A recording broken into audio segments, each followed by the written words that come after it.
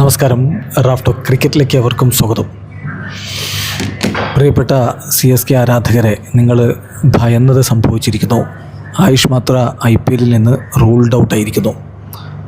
നേരത്തെ അദ്ദേഹത്തിന് പരിക്ക് പറ്റിയപ്പോഴേ അത് സീരിയസ് ആണ് എന്നുള്ളത് വ്യക്തമായിരുന്നു. പക്ഷേ എത്ര നാൾ പുറത്തിരിക്കേണ്ടി വരും എന്നുള്ളതിലായിരുന്നു സംശയം. കുറച്ച് കളികൾ പുറത്തിരുന്ന് താരം തിരികെ എത്തിയേക്കും എന്ന സൂചനകൾ മുമ്പുണ്ടായിരുന്നെങ്കിലും അങ്ങനെയല്ല.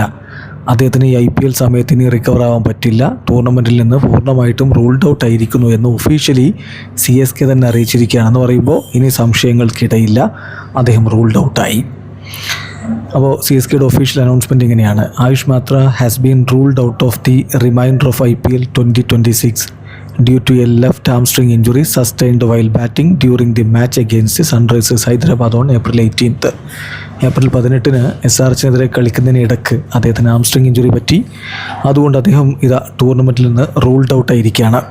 അദ്ദേഹത്തിൻ്റെ ഇഞ്ചുറിയുടെ റീഹാബിലിറ്റേഷൻ സമയം 6 മുതൽ 12 ആഴ്ച വരെ ആണ് എന്നാണ് റിപ്പോർട്ട്. എന്ന് പറഞ്ഞാൽ ഏതാണ്ട് അദ്ദേഹത്തിനൊരു 3 മാസക്കാലത്തോളം പുറത്തിരിക്കേണ്ട ഒരു സ്ഥിതിയാണ് ഇപ്പോഴുള്ളത്.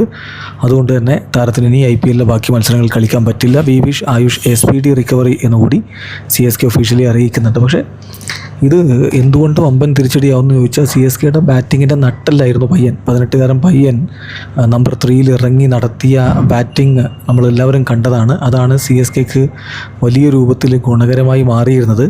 ആ താരമാണിപ്പോൾ റൂൾഡ് ഔട്ട് ആവുന്നത്. പകരം ആര് എന്ന ചോദ്യം വരികയാണ്.